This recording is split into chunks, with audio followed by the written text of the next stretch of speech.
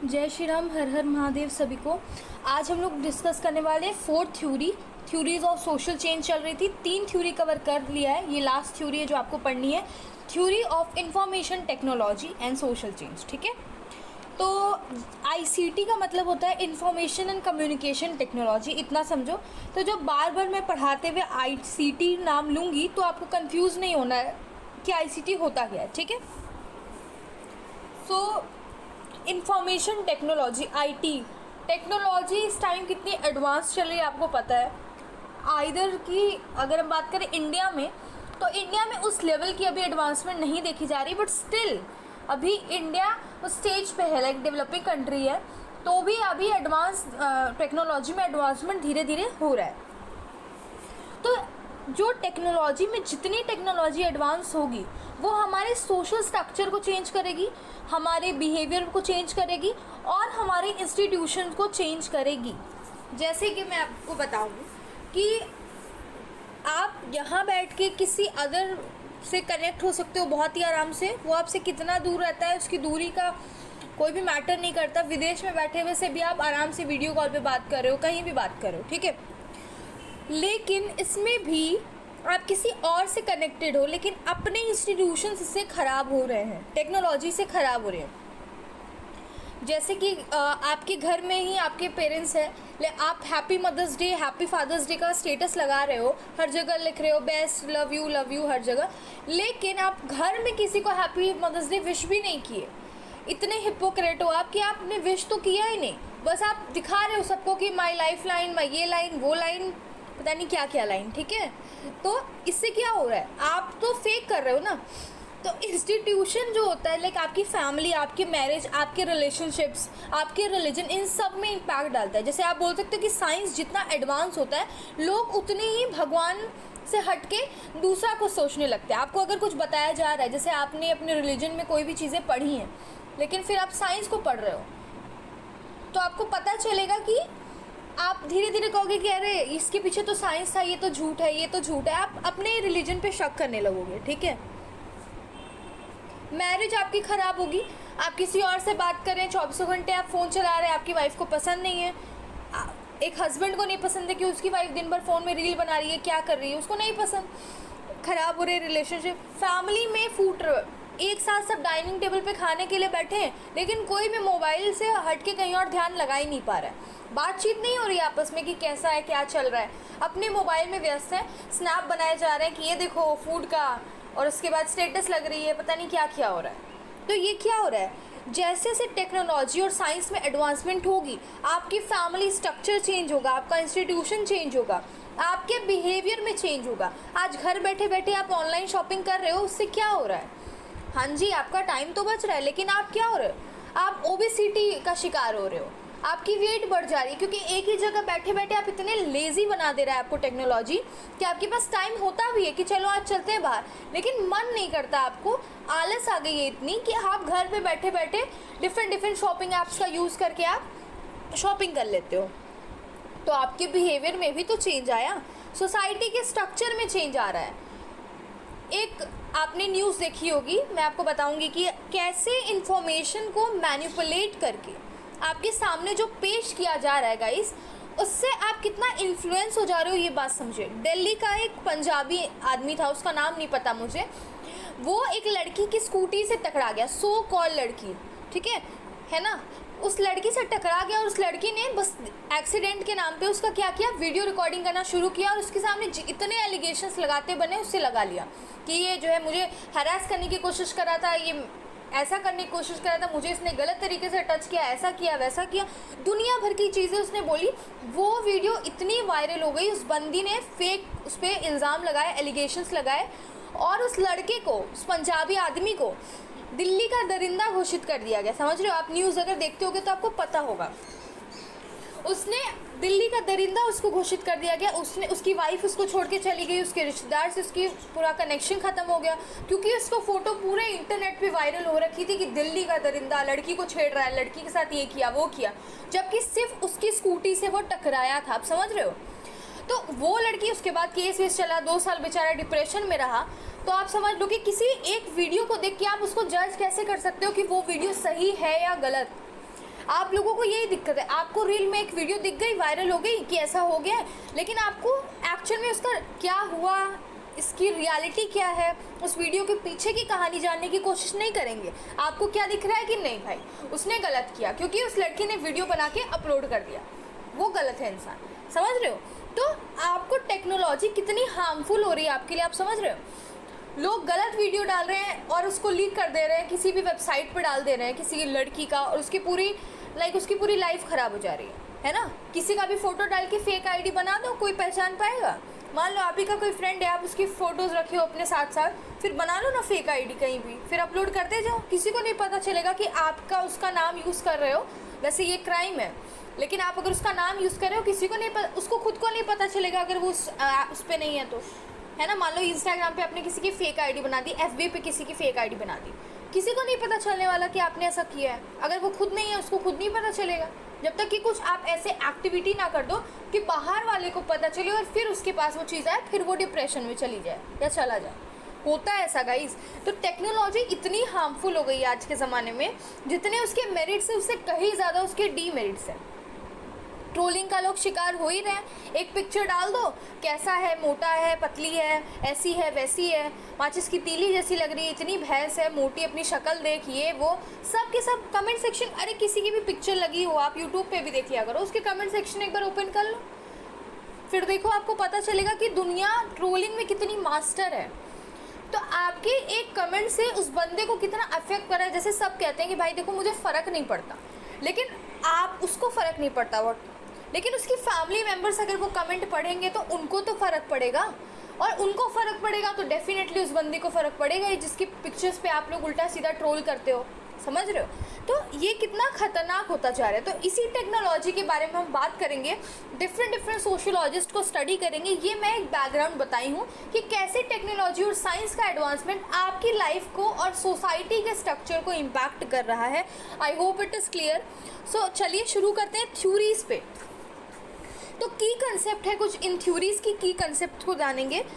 पहला कंसेप्ट है information society, फ्रिट्स मैचलक, ठीक है, यहाँ पे नाम देखिए लिखा हुआ है सोशियोलॉजिस्ट का।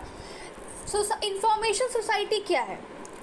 एक मैसेज बनाया जा रहा है, एक वीडियो प्रिपेयर की जा रही है, आपको मैनिपुलेट करने के लिए वीडियो क्रिएट किया जा रहा है, आप में बांटा जा रहा है, डिस्ट्रीब्यूट किया जा रहा है और मैनिपुलेट किया जा रहा है आपको। अब एग्जाम्पल ले लो कि ये फ़ोटो आप 10 लोगों को शेयर करो वरना आपके साथ कुछ बुरा होगा, एग्जाम्पल। अब वो तो कोई ना कोई तो बैठा होगा अपने कंप्यूटर पे इस मैसेज को क्रिएट करने के लिए, इस फोटो को 10 से 10 लोगों तक शेयर करो और नहीं तो आपके साथ बहुत बुरा होगा। ये इन्फॉर्मेशन क्रिएट किया, अब वो एक को भेज दिया, अब वो 100 लोगों को डर के अरे मेरे साथ तो गलत हो जाएगा कुछ, प्लीज़ भेज देता हूँ, फिर नीचे सॉरी लिख दूंगा कि सॉरी भाई माफ़ कर देना, मजबूरी थी, डिस्ट्रीब्यूट कर दिया और मैनिपुलेट कर दिया आपको कि आप भी आगे भेजो, समझ रहे हो। लेकिन ये एक तो बहुत माइनर एग्जाम्पल था। ये वही केस है उस लड़की का, देखिए मैंने यहाँ पे केस लिखा हुआ है ना, case study of a girl false accused by a girl on a man of Delhi who is declared as a Delhi का दरिंदा, समझ रहे हो। तो इन्फॉर्मेशन सोसाइटी ऐसी सोसाइटी है जहाँ आपको इन्फॉर्मेशन दिखाई जा रही है, क्रिएट की जा रही है वो वीडियो। उस लड़की ने उसकी वीडियो क्रिएट करके क्या बोला कि ये मुझे हैरेस करने की कोशिश कर रहा था, उस वीडियो को इंटरनेट पे डाल दिया, डिस्ट्रीब्यूट कर दिया इतने सारे लोगों में, और फिर सब के सब को मैनिपुलेट कर दिया। सब बेचारी के लिए क्या करना, अरे बेचारी आज के ज़माने में लड़कियां सेफ़ नहीं हैं, बिल्कुल सेफ़ नहीं है लड़कियां, लेकिन ऐसी लड़कियां जो फॉल्स एक्यूज़ कर रही हैं किसी बंदे को, फॉल्स एलिगेशंस लगा रही हैं, वो सबसे बड़ा थ्रेट है इस सोसाइटी के लिए। और हर एक बंदा जो ऐसा करता है, चाहे वो लड़का हो चाहे वो लड़की हो, दोनों के ही अगेंस्ट हूँ मैं, क्योंकि आपसे वो सिर्फ स्कूटी लेके आपकी टकराया था, लेकिन आपने उसको कितना बड़ा एलिगेशन लगा दिया कि वो अपनी पूरी फैमिली मेम्बर को ही खो दिया, उसकी वाइफ उसको छोड़ के चली गई, उसके रिश्तेदार उससे रिश्ता तोड़ लिए, 2 साल का बेचारा डिप्रेशन में। आप समझ रहे हो उस चीज़ को। तो कैसे उसने क्रिएट की वीडियो, डिस्ट्रीब्यूट कर दी और सबको अपनी सहानुभूति बटोर लिया, अरे बेचारी लड़की, बेचारी लड़की, समझ रहे हो। और वो बेचारी लड़की क्या क्या कर रही है वो नहीं पता, बस कैमरे में देख गया, अरे ये लड़का दिल्ली का दरिंदा हो गया, दिल्ली का दरिंदा, समझ रहे हो। यही आज की सोसाइटी। कोई किसी पे भी कुछ भी एलिगेशंस लगा के बस एक वीडियो वायरल करके देखे, कोई सर्च नहीं करने जाएगा कि रियलिटी में है क्या, आपको वही दिखेगा जो दिखाया जा रहा है। ये मैनिपुलेट करने का तरीका है, that is called information society.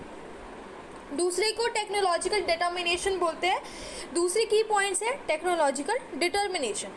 IT information technology हमारे माइंड को कंट्रोल कर रहा है। एक बार रील खोल के देख लो, इंस्टाग्राम की एक रील देखने बैठ जाओ, 1-2 घंटा निकलने के बाद आपको थोड़ा रियलाइज़ होता है कि अरे बाप रे 2 घंटा निकल गया, मैं तो सिर्फ 5 मिनट की रील देखने बैठा था, मैं तो अपना मनोरंजन कर रहा था यार, 1 घंटा कैसे निकल गया।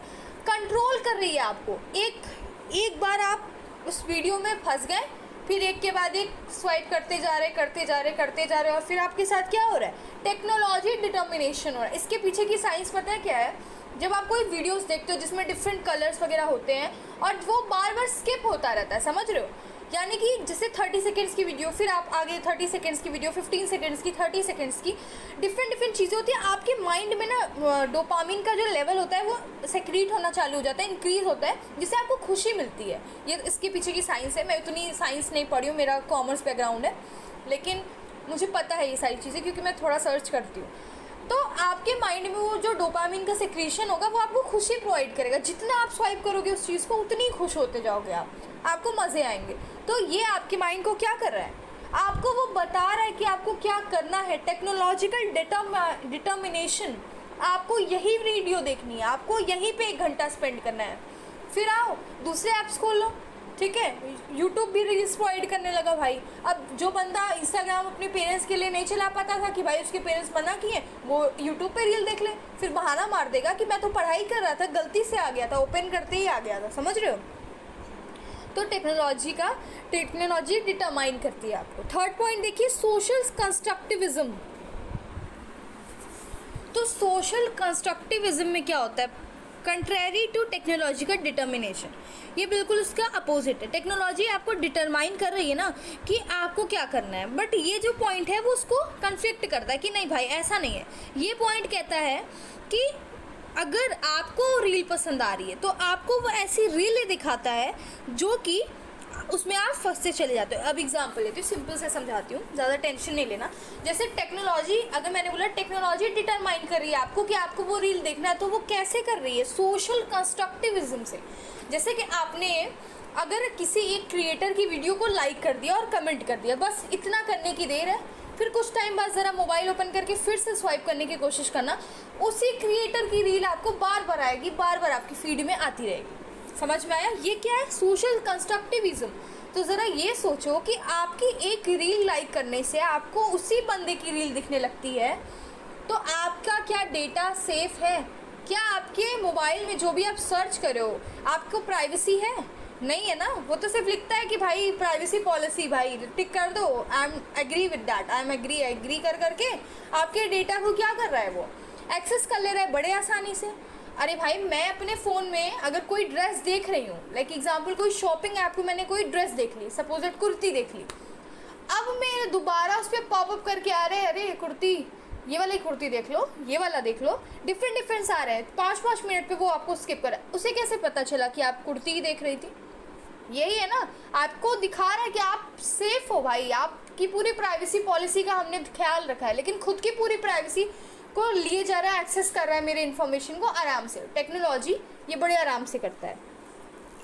तो क्या होता है कि जैसे आपने कुछ सर्च किया है ना, आप किसी आप कोई ड्रेस को सर्च कर दिया, कोई वॉच को सर्च करके देखना, 2 सेकंड बाद फिर अपना फ़ोन उठाना, उसी पे पॉपअप करके आपका नोटिफिकेशन में आता रहेगा वो, अगर आपने ऑफ़ नहीं किया हो तो उसमें आता रहता है कि वॉचेस दिखा रहा है डिफरेंट तरीके से, ऑफ़र दिखा रहा है, फिर कुछ और दिखा रहा है।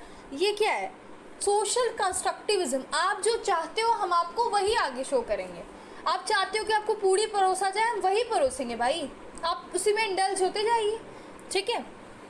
Okay, development and implementation of IT are influence by, ये जो डेवलप किया जाता है और इम्प्लीमेंट किया जाता है इंफॉर्मेशन टेक्नोलॉजी को, ये ह्यूमन के एक्शंस ही पे इन्फ्लुएंस होता है। आपने एक्शन क्या किया? आपने सर्च किया कि शो मी सम वॉचेस, और फिर वो वॉच दिखा दिया, बस आपके एक्शन से क्या किया? उसने डिसाइड कर लिया कि क्या हो रहा है, हमको यही दिखाना है। डिसीजन आपका वो कंट्रोल कर रहा है ना। अब आपको उसी बार बार पॉपअप करके आपको आता रहेगा कि देखो ये वाला वॉच देख लो, ये वाला देख लो, ये वाला देख लो। कल्चरल नॉर्म्स, ये सारे क्या हो रहे हैं? इन्फ्लुएंस हो जा रहे हैं किसके द्वारा? Development of IT. आईटी आपकी कल्चर एक्शन को, आई मीन ह्यूमन एक्शन को कंट्रोल कर रही है ना। इन्फ्लुएंस हो रहा है आपका ह्यूमन एक्शन, डिसीजन भी आप उसी के इन्फ्लुएंस में ले रहे हो और कल्चरल नॉर्म्स को उसी के इन्फ्लुएंस में ले रहे हो। Digital divide and network society, these are all the two keywords. So देखो नेटवर्क सोसाइटी क्या है, ये मैनुअल कासल, ये इंपॉर्टेंट चीज़ है, developed proposed by Manuel Castells. इनको स्पेशली पढ़ना है, जब थ्योरी में आएंगे तो डिफरेंट सोशियोलॉजिस्ट पढ़ेंगे, बट मेन 3 को हमको पढ़ना है। जैसे ये नेटवर्क सोसाइटी में देखिए मैनुअल कासल ने इसको प्रपोज किया है।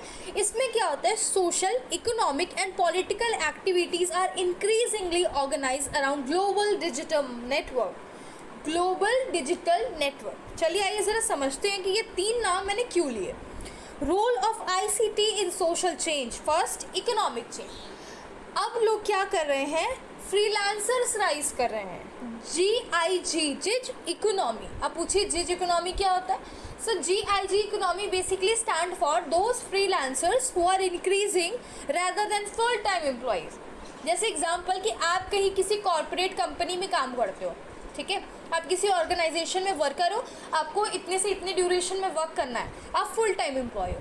लेकिन इकोनॉमिक चेंज कर रहा है आईसीटी के थ्रू। आज लोग फ्रीलांसर्स हैं, आज यूट्यूब चैनल्स पे क्रिएटर हैं, डिफरेंट वेबसाइट्स, वेबसाइट्स क्या बोल रही हूँ, डिफरेंट इंस्टाग्राम पेजेस पे क्रिएटर हैं, वो अपने कंटेंट बना रहे हैं। वो क्या है, फ्रीलांसर्स ही है ना, वो उनका पार्ट टाइम जॉब है।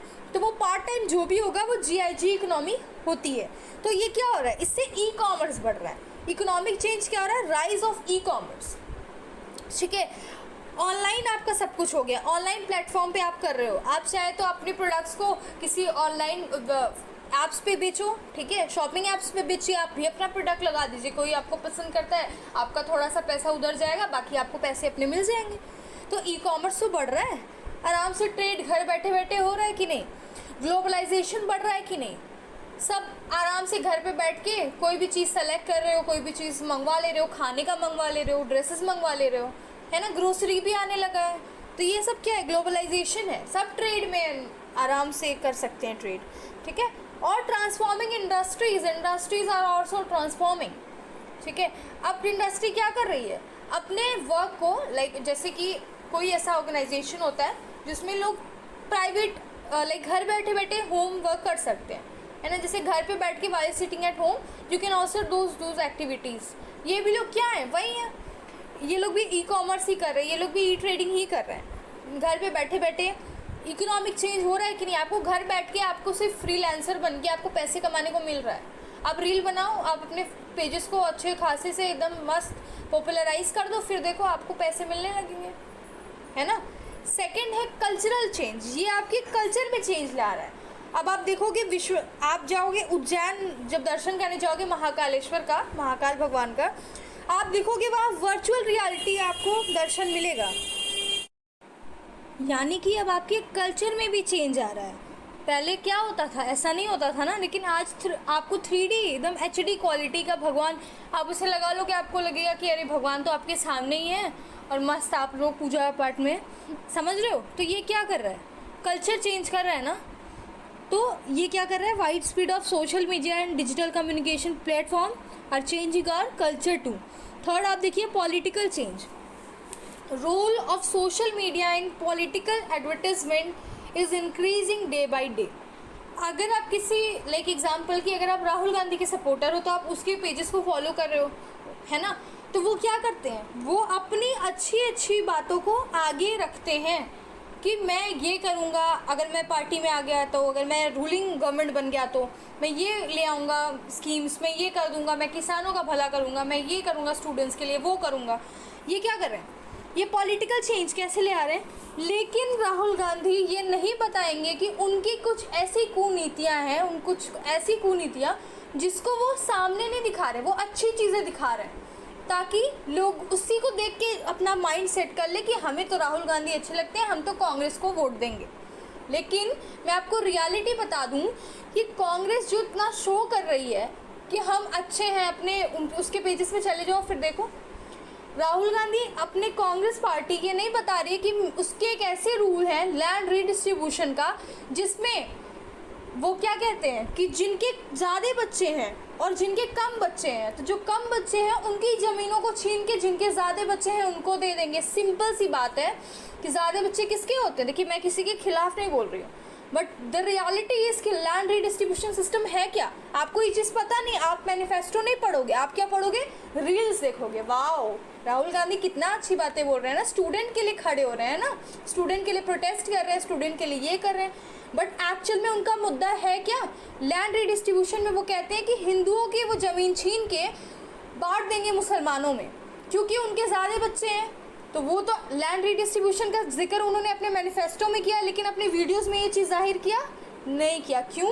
क्योंकि उनको तो अच्छी चीज़ें शो करनी है और आपको भ्रमित करना है, ताकि आप कांग्रेस को जाके अंधाधुंध वोट दे के चले आओ। यही है रियलिटी। आपको लग रहा होगा कि मैम ये क्यों इतना बहुत टारगेटिंग वर्ड बोल दी, लेकिन देखो रियलिटी है। लैंड रीडिस्ट्रीब्यूशन में और मैनिफेस्टो में यही है, लैंड रीडिस्ट्रीब्यूशन सिस्टम। वो बोले कि हम अगर सरकार में आते हैं तो हम यही करेंगे, उनके ज़्यादा बच्चे हैं तो हम उनको वो ज़मीनें दे देंगे, हम हिंदुओं की ज़मीनें छीन के। क्यों? क्योंकि हिंदू के 2 से 3 बच्चे होते हैं, दैट्स इट। बट ऐसा सब में थोड़ी होता है। तो सिंपल सा उनका ये लैंड रीडिस्ट्रीब्यूशन का फंडा है। और कांग्रेस की ही सरकार है जो ये कहती है कि हम मुसलमानों में भी एसटी रिजर्वेशन देंगे। अब आप सोचिए कि लोग कहते हैं कास्ट हायरार्की तो हिंदुओं में है, तो रिजर्वेशन लेने का हकदार तो हिंदू होगा, लेकिन मुसलमान कहते हैं कि हमारी जो है में कास्ट सिस्टम नहीं है, हमारे में सबको ही सेम ही है, मुस्लिम है, बस कास्ट वास्ट कुछ नहीं। तो जब कांग्रेस की सरकार ये कहती है कि हम जो है आपको एसटी रिजर्वेशन देंगे मुसलमानों में, तो ये क्या करने की कोशिश कर रही है। अगर आप मुस्लिम हो तो आप तो फिर कोई कास्ट से बिलोंग नहीं करते, कास्ट सिस्टम तो हिंदुओं का है, सब तो यही बोलते हैं ना, तो फिर आपको कैसे रिजर्वेशन मिलेगी। लेकिन कांग्रेस की सरकार ये भी कहती है, आई थिंक तेलंगाना की गवर्नमेंट है शायद। तो मैंने ये सब आपको इसलिए बताया क्योंकि आपको जो चीज़ें छुपाई जाती हैं वो आपको जानना बहुत ज़रूरी है। मैं किसी पार्टी की सपोर्टर नहीं हूँ, बट बहुत ही सिंपल वर्ड्स में बोल रही हूँ कि मैनिफेस्टो चेक किया करो, पार्टी कितनी अच्छी है कितनी बुरी है उसका सारे चीज़ों का इन्फॉर्मेशन मैनिफेस्टो ही देता है। बहुत सारे लोग को अभी ये दोनों चीज़ें नहीं पता होंगी ना, आप लोग गायब भी होगे दुनिया से। आपको क्या दिखाई दे रहा है कि वो रील में क्या बोल रहे हैं, वो रील में क्या बोल रहा है, वो पॉलिटिकल पार्टी ये बोल रहा है, वो पॉलिटिकल पार्टी वो बोल रहा है। सिंपल सा है। तो जब भी जानना हो कि रियलिटी में कौन अच्छा है और आपकी कंट्री को कौन आगे लेके जाएगा, तो मैनिफेस्टो पढ़ो, ना कि रील्स देखो। ओके, ये 3 चेंजेस आपको बता दिए। चौथा चेंज देखिए, एजुकेशनल चेंज। एजुकेशनल चेंज हुआ है ऑफ कोर्स। आप घर बैठे बैठे ऑनलाइन क्लासेस कर रहे हो, है ना, घर बैठे बैठे पढ़ के ऑनलाइन कोर्स के बैच खरीद लो, फिर आप IAS PCS निकाल ले रहे हो एग्जाम, इतने अच्छे घर पे बैठे बैठे टाइम भी बचा रहे हो और IAS बन जा रहे हो। बताओ, आप क्लास स्किप कर रहे हो, बोलो हाँ मैं इन सर से नहीं पढ़ूंगी, फालतू पढ़ाते हैं। घर पे गए आप आराम से यूट्यूब वीडियो ओपन किए, जिन टीचर का आपको अच्छा लगता है उन टीचर का आप पढ़ाई कर लिए। वर्चुअल क्लासरूम से भाई ये डेवलपमेंट है ICT का, जो कि सोशल चेंज ले आ रहा है। अब बच्चा क्लासरूम में जानबूझ के शैतानी करता है, जानबूझ के शोर मचाता है, क्योंकि उसको पता है कि अब वो ना भी पढ़ाए, दोबारा रिवाइज ना भी करवाए, तो मैं घर पे जाके आराम से 1 घंटा निकाल के 1 शॉर्ट वीडियो देख के पूरा चैप्टर कंप्लीट कर लूँगा। सिंपल। 4 देखिए, सोशल इंटरेक्शंस। आप ऑनलाइन कम्युनिटी बना रहे हो, आपके व्हाट्सएप ग्रुप्स बने हुए हैं, आपके डिफरेंट जो है इंस्टाग्राम पे आपके फॉलोअर्स हैं, आपके फ्रेंड्स हैं, दुनिया भर की चीज़ें हैं। ये क्या हो रहा है आपका, आप ऑनलाइन कम्युनिटी बना रहे हो। घर पे आपकी किसी से बातचीत नहीं हो रही है, घर पे आप सबसे चिल्ला के बात कर रहे हो कि अरे ये क्या है, वो क्या है, ये अच्छा नहीं है, वो अच्छा नहीं है ना। सबसे तमीज़ से आप बात ही नहीं कर रहे हो, किसी से सीधे मुंह बात नहीं कर रहे, ना आपकी किसी से पट रही ना किसी से पट रही। घर में इतनी कलेश चल रहे हैं, लेकिन आप बाहर किसी से ऑनलाइन जो है चैटिंग कर रहे हो और ऑनलाइन कम्युनिटी बना रहे हो। हेलो हो रहा है, गुड मॉर्निंग हो रहा है, गुड नाइट हो रहा है। ये क्या हो रहा है, ये आपका सोशल इंटरेक्शन चेंज कर रहा है। आपके घर परिवार से आपकी घंटा नहीं बनती, लेकिन आपके इंस्टाग्राम पे कितने फॉलोअर्स हैं वो आपको डेली मैसेज करके गुड मॉर्निंग विश कर रहे हैं, गुड इवनिंग विश कर रहे हैं, गुड नाइट विश कर रहे हैं, और पता नहीं क्या क्या बोल रहे हैं। समझ में आया। तो ये है रोल ICT का in social change, that how it is changing our social structure. अब देखिए theories and models IT based, ठीक है, यानी कौन कौन से थ्योरीज दी गई हैं इस इंफॉर्मेशन एंड कम्युनिकेशन टेक्नोलॉजी में, जो सोशल जो थ्योरीज है ICT की, उसमें कौन कौन से लोगों को पढ़ना है। हम लोगों को 3 लोगों को पढ़ना है, बाकी मैंने नाम सारे दे दिए हैं जो लोगों ने ये थ्योरी इसमें वर्क किया है। फर्स्ट है मैनुअल कासल, सेकेंड है एवरेट रॉजर, थर्ड है एंथनी गिडेंस, फोर्थ है हर्बर्ट मार्क्यूज, फिर है Sherry Turkle and then Marshall Luhan, ठीक है, M Luhan and Jurgen Habermas, okay, Habermas, ठीक है। तो हमको तीन फर्स्ट सेकेंड एंड थर्ड पढ़ना है। मैनुअल कासल पढ़ेंगे, रॉजर को पढ़ेंगे एंड गिडेंस को पढ़ेंगे। So let's begin with manual castle. Manual castle की बुक है द नेटवर्क सोसाइटी। इनके कॉन्सेप्ट्स में 3 कॉन्सेप्ट इन्होंने दिए। एक कहते हैं नेटवर्क सोसाइटी, दूसरा कहते हैं स्पेस ऑफ फ्लो और तीसरा कहते हैं टाइमलेस टाइम, ठीक है। तो नेटवर्क सोसाइटी देखो, नेटवर्क सोसाइटी में ये कहते हैं कि पहले की एंशिएंट की सोसाइटी सेंट्रलाइज्ड थी और आज की जो सोसाइटी है वो डिसेंट्रलाइज्ड है। सिंपल वर्ड्स में समझाती हूँ। जो पहले की सोसाइटी थी उस टाइम पे टेक्नोलॉजी वगैरह इतना था नहीं, उस टाइम पे तो मोबाइल फ़ोन भी नहीं था। तो उस टाइम पे क्या होता था, जैसे अगर एक बच्चा है तो वो जब पढ़ाई के लिए जैसे पढ़ना चाहता था, उसको कोई कुछ करना चाहता था, तो वो क्या करता था, अपने फैमिली से डिस्कस करता था कि क्या करूं क्या नहीं करूं। सब अपनी अपनी राय देते थे कि इसके लिए तैयारी कर, इसके लिए तैयारी कर। जिसको जो जो पता होता था सब बातें अपनी रखते थे, सब शेयर करते थे। सेंट्रलाइज्ड था। लोग अपने पेरेंट्स को आके बताते थे कि कौन सा जॉब फील्ड अच्छा रहेगा, मैं कौन सा करूं, क्योंकि बच्चा होता था, उसको इंटरनेट फैसिलिटी तो थी नहीं उस टाइम पे, कुछ ऐसा था नहीं, मोबाइल नहीं था कि घर बैठे बैठे सर्च कर ले career options after 12th, career options after 12th, समझ रहे हो। तो वो अपने पेरेंट्स से डिस्कस करता था, अपने रिलेटिव से पूछता था, कोई अगर वर्क कर रहे हो तो उनसे गाइडेंस मांगता था। तो सेंट्रलाइज्ड था। और आज के ज़माने में डिसेंट्रलाइज्ड है, यानी बच्चा पूछ भी नहीं रहा अपने माता पिता से, उनसे क्या, और उल्टा वो अगर उसके पेरेंट्स कह भी रहे हैं कि बेटा इसकी तैयारी कर, तो कहेंगे आपको कुछ नहीं पता, आप मुझे मत बताइए। क्यों? क्योंकि उसको इंटरनेट फैसिलिटी और मोबाइल फैसिलिटी मिली हुई है। वो घर पे आएगा, वो सर्च कर लेगा करियर ऑप्शन आफ्टर 12, अपनी कन्वीनियंस के अकॉर्डिंग कोई भी जॉब या फिर करियर चूज़ करेगा और उसके लिए पढ़ाई करना शुरू करेगा अपने मन का, समझ रहे हो। पहले पेरेंट्स से डिस्कस करके सेंट्रलाइज्ड थी पावर कि मम्मी पापा डिसाइड कर रहे हैं। अब क्या है, अब मैं डिसाइड कर रहा हूँ, मेरा जो मर्जी मैं वो करूँ। कोई बता भी रहा है कि बेटा इसकी तैयारी कर ले, कहेंगे कि हाँ बड़े आए, हम क्यों सुने। अगर कोई रिलेटिव आपको फ़ोन पे कह रहा है बेटा इसकी तैयारी करें, इसकी कर लो, कहेंगे कि आया बड़ा, हमें सिखाएंगे, कुछ तो कुछ पता नहीं है, ठीक है अंकल ठीक है, और फिर बाद में यही कहेंगे। क्यों? क्योंकि आज आपको पता है कि आप एक यूट्यूब चैनल ओपन करो, करियर आफ्टर यूजी लिख लो, है ना। यूजी के बाद करियर ऑप्शन कौन कौन से हैं, what can I do after 12th, different how to earn money after 12th, कुछ लोग तो ये भी सर्च करते हैं, ठीक है ओके। घर बैठे बैठे इनको सब चाहिए भाई। तो ये क्या हो रहा है, नेटवर्क सोसाइटी डिसेंट्रलाइज्ड हो गई। बच्चा पूछ भी नहीं रहा अपने माता पिता से, पूछ उसके माता पिता उल्टा आके पूछ रहे हैं बेटा तुम आगे क्या करोगे। वो बता रहे देखो मेरा ये है, मेरा ये करियर है, मैं ये इसी में जाना चाहता हूँ, बस उनको नहीं मतलब है भाई। वो क्या है, नेटवर्क सोसाइटी है। सेकंड वो कंसेप्ट देते हैं space of flow of information, flow of capital, flow of power circulation. Manual castle यही कहते हैं कि आज के ज़माने में क्या हो गया है, आराम से इंफॉर्मेशन का फ्लो तो हो ही रहा है भाई। अगर आप इंटरनेट फैसिलिटी यूज़ करते हो रील के अलावा भी, तो आपको इन्फॉर्मेशन मिलेगी ना। आप डिफरेंट चैनल्स को अगर आप सब्सक्राइब करते हो या जैसा भी आप फॉलो कर रहे हो, तो अगर कोई ऐसा करंट अफेयर वाला चैनल एग्जांपल, तो वो करंट अफेयर की हर एक news day to day life की देता रहेगा। आपको पता रहेगा देश दुनिया में क्या चल रहा है। आप यहाँ बैठे हो, आपको पता है अमेरिका में क्या चल रहा है, आपको पता है कि अफ्रीका में क्या चल रहा है, आपको पता है कि वेस्ट बंगाल में क्या चल रहा है। अरे सॉरी, वेस्ट बंगाल नहीं भाई, बंगाल में क्या चल रहा है, अरे सॉरी बांग्लादेश भाई, सॉरी बांग्लादेश। आपको पता है घर बैठे बैठे कि बांग्लादेश में कैसे हिंदुओं की हत्या की जा रही है, कैसे वहाँ पे एक भी लड़का सेफ नहीं है, एक भी लड़की सेफ नहीं है। यहाँ तक कि वो प्लेयर जो बांग्लादेश का नाम रोशन किए थे सिर्फ इसलिए कि वो हिंदू है, उन्हें मारा जा रहा है, उनका घर जला दिया जा रहा है। ये सब क्या हो रहा है, ये सब हम लोगों को पता कैसे चल रहा है, आईसीटी के थ्रू ही तो पता चल रहा है। फ्लो ऑफ इंफॉर्मेशन, हमको पता चल रहा है कि वहाँ पे जो है विमेंस अपने घर बंद करके रह रही हैं, क्योंकि उनके घर में घुस के सब उनका रेप कर रहे हैं, उनके साथ गलत कर रहे हैं, उनको मार दिया जा रहा है, जला दिया जा रहा है जिंदा ही, है ना। मंदिरों को तोड़ा जा रहा है, आग लगा दी जा रही है। जगन्नाथ मंदिर वाला फोटो तो देखा होगा ना आपने, जगन्नाथ जी की मूर्ति खंडित हो गई थी, जैसे समझ रहे हो। एक प्रीस्ट था, वो गणेश जी की मूर्ति लेके भाग रहा था, ये वीडियोस भी बहुत वायरल हुई। क्यों? वो बांग्लादेशी था ना, और सब स्पेशली वो हिंदू था, तो वहाँ पे तो ऐसा सिस्टम अभी चल ही रहा है हिंदू के खात्मा पे। तो ये आपको पता कैसे चल रहा है, information flow of information simply.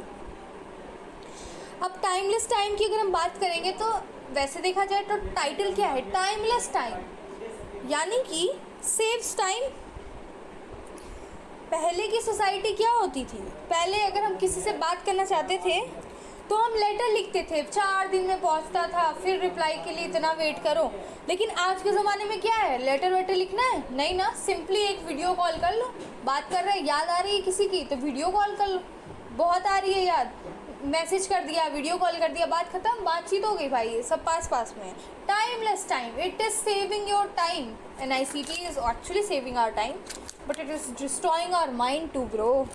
ठीक है ओके तो इम्पैक्ट क्या हुआ सोशल चेंज पे, ग्लोबलाइजेशन आ रहा है of course, decentralisation of power and transformation of social institution, आपके परिवार में बदलाव। सेकंड देखिए एवरेट रॉजर की, देखिए इनकी बुक है डिफ्यूजन ऑफ इनोवेशन, इन्होंने कंसेप्ट दिया डिफ्यूजन प्रोसेस और एडॉप्टर कैटेगरीज। डिफ्यूजन, अच्छा सिंपली डिफ्यूजन बताती हूँ मैं, डिफ्यूज़न, फ्यूज़, क्या हो रहा है, फ्यूज़ आपका माइंड हो रहा है फ्यूज़, ठीक है समझने के लिए समझो कि जैसे एक बल्ब फ्यूज़ हो जाता है तो वो काम करना बंद हो जाता है, वैसे ही ICT आपके माइंड को भी फ्यूज़ कर दे रही है ताकि आपका माइंड क्या, आप ब्रेनलेस हो जाओ और आप अंधाधुन ICT में घुसते चले जाओ, आप अपने दिमाग का इस्तेमाल ना करो, जैसे कि आजकल के यूथ और टीनेजर्स कर रहे हैं। फेमस होने के लिए कुछ भी किए जा रहे हैं भाई, फेमस होने के लिए अपने आप को एक्सपोज कर दो जो है इंस्टाग्राम पे और सोशल मीडिया प्लेटफॉर्म पे, छोटे छोटे ड्रेस पहन के आ जाओ, हम भाई फेमस होना चाहते हैं, हम कुछ भी करें, फेमस होने के लिए रोज़ लड़ाइयाँ करो। I am not targeting anyone, दोस्त हु नो, है ना, फेमस होना है बस मुझे, किसी के बारे में उल्टा सीधा वीडियो बोल के वायरल कर दो, बस किसी फेमस यूट्यूबर को ही पकड़ लो और उसको उल्टा सीधा बोलने लगो, फेमस हो जाओगे भाई आप, वो फिर कंट्रोवर्सी बढ़ती चली जाएगी और जिसको फेम मिलना होता है वो फेम मिलने लगता है, जो फेम का भूखा होता है वो फेम पाने लगता है दूसरे के नाम पे, समझ रहे हो, ये क्या हो रहा है, डिफ्यूजन हो रहा है, आपके माइंड को ख़त्म कर रहा है, अपना दिमाग नहीं लगाना कि भाई क्या है। आप अगर फेमस होना चाहते हो एक अच्छी तरीके से भी फेमस होया जा सकता है, लेकिन उसमें टाइम लगेगा, कि अगर आप अच्छा काम करके फेमस होना चाह रहे हो तो बहुत टाइम लगेगा, लेकिन आप गलत काम करके फेमस होना चाह रहे हो बहुत ईजी है, फेम चाहिए ना भाई, कुछ भी पहन लो फेम मिल जाएगा, कुछ भी लड़ाई झगड़ा करके वीडियो डाल दो, उल्टा सीधा किसी को रोस्ट कर दो और फालतू की चीज़ें बोल दो उस वीडियो में कि तुझे देख लूँगा, तू बाहर मिल, ये वो, अरे फेम मिल जाएगा आराम से, कोई दिक्कत की बात नहीं। So that is diffusion process. अब हम देखते हैं डिफ्यूजन एक्चुअल में क्या है। Process by which N innovation spread over social system over time, innovation जो कि स्प्रेड हुआ जा रहा है हमारे सोशल सिस्टम में, और ये जो प्रोसेस होता है स्प्रेडिंग का वो 5 स्टेजेस से होकर गुजरता है, knowledge, persuasion, decision, implementation and confirmation, जैसे कि पॉलिटिकल पार्टीज़ करती हैं। सिंपल सा देखो, पॉलिटिकल पार्टीज़ क्या कर रही है, अपनी वीडियोस में अपनी अच्छी अच्छी कही हुई बातों को रील्स के फॉर्म में, वीडियोस के फॉर्म में डाल दे रही हैं, और क्या हो रहा है, बंदा उसको देख के इन्फ्लुएंस हो रहा है कि वाह कितने अच्छे हैं ये, मैं तो इन्हीं को वोट करूँगी, भले ही मैंने उनका मैनिफेस्टो देखा नहीं हो, बाहर में जाए भाई, मुझे तो वही अच्छे लगते हैं, मैं तो इन्हीं को वोट करूँगी। इसमें आपको वो नॉलेज दे रहे हैं, आप पॉलिटिकल पार्टी आपको क्या करे, आपको एक वीडियो दिखा दे रही है, आप उसे देखिए और आपको नॉलेज हो गया उस पर्सन के बारे में, बस उतना ही कि वो बंदा अच्छा है, आपने समझ लिया, परसुएड कर लिया, वो आपको परसुएड कर लिया, आपको राज़ी कर लिया है कि अभी आप उसी को वोट देने वाले हो, आपका डिसीजन कंट्रोल किया। अगर मैंने किसी की वीडियो देखी पॉलिटिकल पार्टी की, उसने क्या किया, अपनी उस पॉलिटिकल रील के चक्कर में मुझे परसुएड कर दिया, मुझे राज़ी कर दिया उस बंदे ने, है ना, हम परसुएड हो गए, फिर हम डिसीजन का बना लेंगे अपने में कि नहीं ये पॉलिटिकल पार्टी ही अच्छी है, I am making my decision that this political party is good, हम इम्प्लीमेंट कर देंगे। कहाँ से इम्प्लीमेंट करेंगे, बस हम जाएंगे वोटिंग वाले दिन जाएंगे, निकलेंगे और फिर दबा देंगे किसी भी बटन को कि भाई देखो ये पॉलिटिकल पार्टी है, तो इसके सामने वाला बटन को हम प्रेस कर दिए कि नहीं यही अच्छी है। घंटा मुझे नहीं पता कि ICT जो है मुझे जो दिखा रहा है वो सच भी है कि नहीं, मैनिफेस्टो की कुछ ज्ञान नहीं है, वो कहते हैं ना अजल गगरी छलकत जाए, कुछ ज्ञान नहीं है, बस उड़े जा रहे हैं कि मेरी ये पॉलिटिकल पार्टी, इसके बारे में कुछ बोल मत देना, है ना, लड़ाई झगड़ा कर लेंगे भाई, क्यों, क्योंकि मेरी फेवरेट पॉलिटिकल पार्टी, तुम्हारी हिम्मत कैसे है इसके बारे में कुछ कहने की, ठीक है। और फिर कंफर्म हो जाता है, you confirmed about that data कि हाँ ये डेटा सही है, जैसे वो लड़की वाला डेटा, जिस लड़की ने कहा कि मैन मुझे हैरेस कर रहा है सिर्फ इसलिए कि उसने स्कूटी से उसके लड़ गया था, और आपने भी कंफर्म कर लिया कि हाँ भाई सही कह रही है, वो लड़की सही है, बाकी वो लड़का ही ख़राब था, उसी ने ये सब किया है, गलत है। आप कंफर्म कर दिए, उस डेटा को आपने कंफर्मेंस दे दी, उस छोटी सी रील को आपने कंफर्म कर लिया कि ये सच्चाई है, उसके पीछे की स्टोरी जानने की कभी कोशिश नहीं की, बस वो दिल्ली का दरिंदा है तो है। डिफ्यूजन प्रोसेस है ये, ठीक है। अडॉप्टर कैटेगरीज क्या होती हैं? रॉजर ने कैटेगरीज को फिर से 5 ग्रुप में डिवाइड किया। कहते हैं इनोवेटर्स हैं, अर्ली अडॉप्टर हैं, लेट मेजोरिटी और early majority, late majority and laggards. So जो ह्यूमन एक्शन, अब मैं बताती हूँ कि जो एक्शंस होते हैं ना, वो सोशल प्रोसेस क्या क्या है, आपने सेकेंड सेमेस्टर में पढ़ा है। मैं बताती हूँ कि जो फैक्टर है ह्यूमन एक्शंस के, या ह्यूमन एक्शन है, वो सोशल प्रोसेस के द्वारा गाइड किए जाते हैं। एसिमिलेशन का नाम सुना है, सेकेंड सेमेस्टर में पढ़ा है। एडॉप्टेशन, एडॉप्शन, एसिमिलेशन, देखो 2 बार लिख दिया मैंने। Integration, diffusion, acculturation and contraculturation. बहुत सारे नाम्स मैंने बोल दिए, तो मैं इसे एक्सप्लेन करती हूँ। सोशल प्रोसेस होते हैं ये सारे ना। Social process includes assimilation, integration, adoption, diffusion, adaptation, acculturation, ठीक है। नेक्स्ट स्लाइड में देखो, मैं एक्सप्लेन करती हूँ उसे। रॉजर ने क्या आइडेंटिफाई किया? That key factor that affect the rate of distribution are adoption of innovation. जो मैं आपको समझा रही थी कि एडॉप्शन कैटेगरी मैंने जो बोला, इधर देखिए, इधर मैंने लिखा है ना एडॉप्टर कैटेगरीज। तो रॉजर ने बोला कि जो डिफ्यूजन होता है, तो रॉजर ने आइडेंटिफाई किया कि adaptation is the key factor that affect the rate of distribution. जितना आप अडॉप्ट कर रहे हो इनोवेशन को, उतना ही आपका माइंड डिफ्यूज होता जा रहा है। अरे जितना आप टेक्नोलॉजी में इंडल्ज होते जा रहे हो, उतना ही तो आपका दिमाग ख़त्म होता जा रहा है। आपको कहाँ दिमाग का यूज़ करना, आपके टीचर आपको होमवर्क दे दिए, आप बस जाते ही गूगल खोले, फटाफट लिखो। मेरे से ज़्यादा अच्छा लिख पाएगा कोई? हाँ, इतना बढ़िया से खूब वहाँ डेटा वेटा ले लिए, गूगल से लिख के आ गए, सर देखिए मैंने लिखा है। सर बोले वाओ, सर भी तारीफ़ कर दिए, ठीक। तो जितना आप टेक्नोलॉजी में गए, उतना माइंड का यूज़ करना कम कर दिया। तो सिंपली रॉजर भी ये बोलते हैं कि जितना अडॉप्ट करोगे टेक्नोलॉजी को, उतने ही डिफ्यूजन रेट बढ़ते चले जाएगी, leads to reduction in the mind. अब सिंपल से एक्सप्लेन करती हूँ, ज़्यादा घबराने की ज़रूरत नहीं है। अडॉप्शन ऑफ इनोवेशन, जैसे आप इनोवेशन को अडॉप्ट कर लिए, आप घर बैठे बैठे ऑनलाइन शॉपिंग कर रहे हो। ये क्या कर रहा है? ये आपको लेज़ीनेस क्रिएट कर रहा है आपके अंदर, आपको लेज़ी बना रहा है, आपको ओबेसिटी जैसी बीमारियां दे रहा है कि भाई आपका वेट बढ़ गया, बढ़े ही जा रहा है। क्यों? अरे चलते तो हो नहीं, घर पे बैठे हुए हो, है ना। तो ये सब क्या होगा? Adoption of innovation. सेकंड वो कहते हैं कंपैक्टिबिलिटी, आटा गूंथने की मशीन, बर्तन साफ करने की मशीन, कपड़े धोने की मशीन। सोचो, अब बताओ कि कंपैटिबिलिटी, आटा गूंथने की मशीन अगर कोई आई है तो वो कहाँ पे बेचेगा या किस बंदे को टारगेट करेगा? बताओ, दोज हु आर हाउसवाइफ्स या दोस्त जो कि घर पे काम करती हैं, उनको ही टारगेट करेगा। वो अपना टारगेट कस्टमर उन्हीं को बनाएगा। तो आपका जो वर्क है वो आसान बनाने के लिए आपको ऐसी मशीनें प्रोवाइड करें जिससे आप इन्फ्लुएंस हो रहे हो कि अरे यार यही चाहिए, यही तो कमी थी लाइफ में, इससे पहले तो कर ही नहीं सकते थे हम ऐसा। तो कंपैक्टिबल। सेकंड, कम्प्लेक्सिटी, आपकी लाइफ में कम्प्लेक्सिटी को समझते हुए टेक्नोलॉजी का इनोवेशन हो रहा है। एग्जाम्पल, जब दुनिया ने देखा टेक्नोलॉजी ने देखा कि बंदा अपने काम में, वर्कलोड में इतना बिजी है कि वो टाइम नहीं दे पा रहा है किसी भी चीज़ को, तब अचानक से उसने शॉपिंग ऐप्स का इन्वेंशन कर लिया, है ना। शॉपिंग ऐप्स डेवलप हो गए। अब यार कॉम्प्लेक्सिटी समझ गया ना आपकी कि आपके पास टाइम नहीं है, तो घर पे बैठे बैठे ऑर्डर कर लो ना, आ जाएगा, होम डिलीवरी हो ही रही है। तो आप समझ में आया कि कॉम्प्लेक्सिटी आपकी मुश्किलों को समझ के आपका समाधान दे रहा है। ट्राइएबिलिटी, देखो कोरोना के टाइम पे 2 वैक्सीन इंडिया में बनाई गई थी, कोवैक्सीन और कोविशील्ड, ठीक। आपने सोचा कभी कि जब वैक्सीन्स वगैरह बनती हैं तो इतनी जल्दी ही इंडिया में आ कैसे गई? देखो इंडिया में जो वैक्सीन्स आई, लाइक नॉर्मली जो वैक्सीन्स होती है ना, उसको टेस्ट में ट्रायल एंड एरर वाला मेथड यूज़ किया जाता है, बार बार टेस्ट किया जाता है कि सही है कि नहीं। लेकिन आपकी कम्प्लेक्सिटी को समझते हुए वैक्सीन बहुत ही जल्दी बना ली गई। देखे कि सारी की सारी दुनिया मरी जा रही है, सब के सबको कोरोना हो रहा है, तो ट्रायबिलिटी कम कर दी उसने, यानी जो लेस नंबर ऑफ ट्रायल्स जो है वो यूज़ किए गए, जल्दी से वो मार्केट में आ जाए, इसलिए आपको क्या किया, ट्रायल एंड एरर वाला मेथड यानी टेस्टिंग वाला मेथड कम कर दिया गया। मान लो पहले 10 स्टेजेस होते थे, अब सिर्फ 5 स्टेजेस पे कर दिया कि नहीं भाई डन है, हमारी तरफ से डन है, अब इसे चला दो। ठीक है, मैं कोरोना की वैक्सीन के खिलाफ नहीं हूँ भाई, जिसने वैक्सीन्स वगैरह लगा के तो हम आज सेफ़ हैं। ठीक है, तो ये चीज़ नहीं है।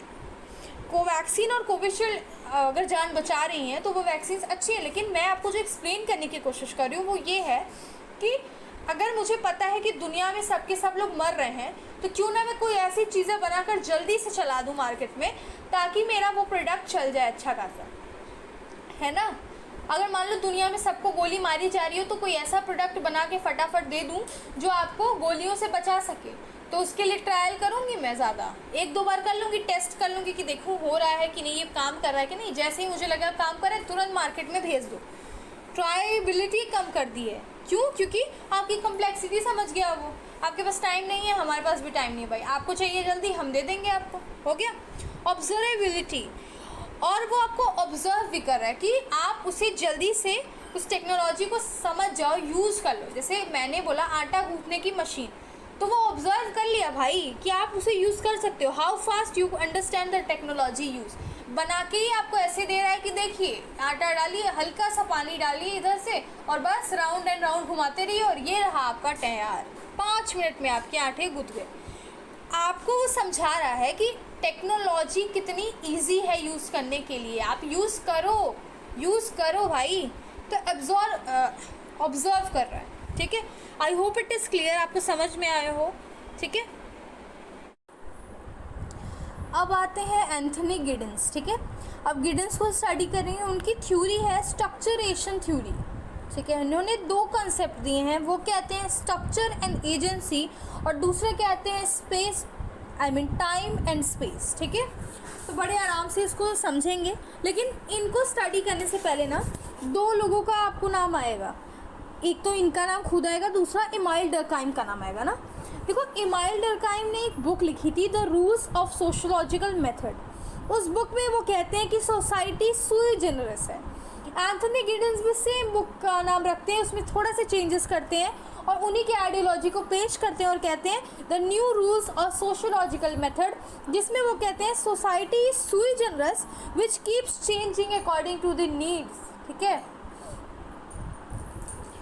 तो इमाइल डर्काइम कहते हैं कि जो रूल है सोशियोलॉजिकल मेथड उस बुक में, वो कहते हैं सोसाइटी सुई जनरस। सुई जनरस एक जर्मन टर्म है और ये इसका मतलब होता है सेल्फ बर्थ, यानी कि सोसाइटी का जन्म खुद से ही हुआ है। समझ में आया? उसको कोई जन्म नहीं दिया है कि सोसाइटी कोई बनाया हो। जहाँ ह्यूमन है वहाँ सोसाइटी है, तो सोसाइटी क्या है? सेल्फ बर्थ है। ठीक है, तो एंथनी गिडेंस भी सेम बात कहते हैं। वो कहते हैं सोसाइटी सेल्फ बर्थ है, सोसाइटी सुई जनरस है, लेकिन वो वो चेंज भी होती रहती है according to the needs and wants. जैसे जैसे हमें नीड्स आएंगी, जैसे जैसे ज़रूरतें होंगी, वैसे वैसे सोसाइटी चेंज भी करती है। इमाइल डर्काइम नहीं कहते हैं ये चीज़। इमाइल डर्काइम ये कहते हैं कि सोसाइटी जो है सेल्फ बर्थ है, लेकिन उसी को पूरा करने के लिए एंथनी गिडेंस ने the new rules of sociological method बोला। उसमें कहते हैं कि society is sui generis and which keeps changing according to the needs and want. वो कहते हैं सोसाइटी सुई जनरस है, इमाइल डर्काइम सही कह रहे हैं, लेकिन सोसाइटी में परिवर्तन भी होता है। जब जब नीड आती है परिवर्तन की, तो परिवर्तन होता है। समझ में आया कि वो क्या बोले? अब देखो, मैक्स वेबर का भी नाम आता है इसमें, क्योंकि देखिए मैक्स वेबर क्या कहते हैं कि social action is led by individual, है ना। यानी मैक्स वेबर का नाम बस इसलिए लिया क्योंकि आपको जानना है कि वो कहते हैं कि जो सोशल एक्शन है वो इंडिविजुअल के द्वारा लिया गया है। Social action is led by individual. अब देखो स्ट्रक्चरेशन थ्योरी होती क्या है, उतना तो मैं बस बेसिक चीज़ें बता रही थी। अब एक्चुअल में थ्योरी क्या कहती है वो देखो। वो कहती है स्ट्रक्चर एंड एजेंसी। स्ट्रक्चरेशन थ्योरी का पहला कॉन्सेप्ट, यानी जो इंफॉर्मेशन एंड कम्युनिकेशन टेक्नोलॉजी है वो क्या कर रही है, वो led to the change in agency and structure. Simple से देखो, स्ट्रक्चर एंड एजेंसी क्या है? इंडिविजुअल है, जैसे कि आप और मैं, और स्ट्रक्चर क्या है? सोशल इंस्टीट्यूशन, जैसे हमारी फैमिली, हमारे मैरिज रिलेशनशिप, हमारे रिलीजियस कंटेक्स्ट में आ गया, ठीक। तो फैमिली इंस्टीट्यूशंस आ गई। तो सोशल इंस्टीट्यूशन क्या है? स्ट्रक्चर है। और एजेंसी एक इंडिविजुअल है। वो कहते हैं कि आईसीटी इंडिविजुअल को चेंज करती है और इंडिविजुअल सोशल स्ट्रक्चर को चेंज करता है। बहुत ही सिंपल सी बात है। आप जैसे जैसे टेक्नोलॉजी में इंडल्ज होते जा रहे हो, जैसे जैसे नई नई टेक्नोलॉजी आ रही है, वैसे वैसे आप में परिवर्तन हो रहे हैं। आप घर पे बैठे हो लेकिन आप किसी से बात नहीं कर रहे हैं, आप अपने फ़ोन में बिजी हैं। आप जो है घर बैठे बैठे आप कुछ भी मंगा के खा ले रहे हैं, कुछ भी ऑर्डर कर दे रहे हैं।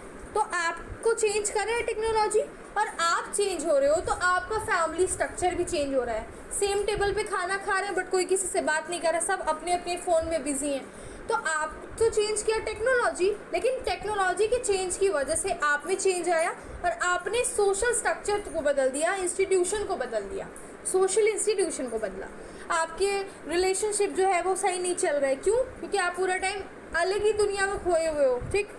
आप तो टेक्नोलॉजी में व्यस्त हैं। तो फैमिली रिलेशन ख़राब हुआ, मैरिज रिलेशन ख़राब हुआ, तो दैट्स इट। ये स्ट्रक्चर एंड एजेंसी यही कहती है। एजेंसी इंडिविजुअल, स्ट्रक्चर हमारा सोशल इंस्टीट्यूशन। आईसीटी क्या करता है? आईसीटी आप में परिवर्तन ले आता है, यानी एजेंसी में।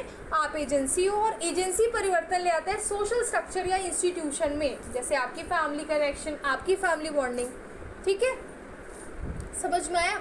मान लो एग्जांपल ले लो कि आप फ्रीलांसर हो, आप रील्स वगैरह बनाते हो, आपको रील बनाना पसंद आता है, आप चाहते हो कि आप बनाओ और आराम से बनाओ, लेकिन क्योंकि आप टेक्नोलॉजी में व्यस्त हो तो आपको सब कुछ यही सब अच्छा लग रहा है, फेम चाहिए आपको, लेकिन आपके घर वालों को ये चीज़ पसंद नहीं है, लेकिन फिर भी आप कर रहे हो। तो अब आपका इस फैमिली जो बॉन्डिंग है वो टूटेगी कि नहीं टूटेगी?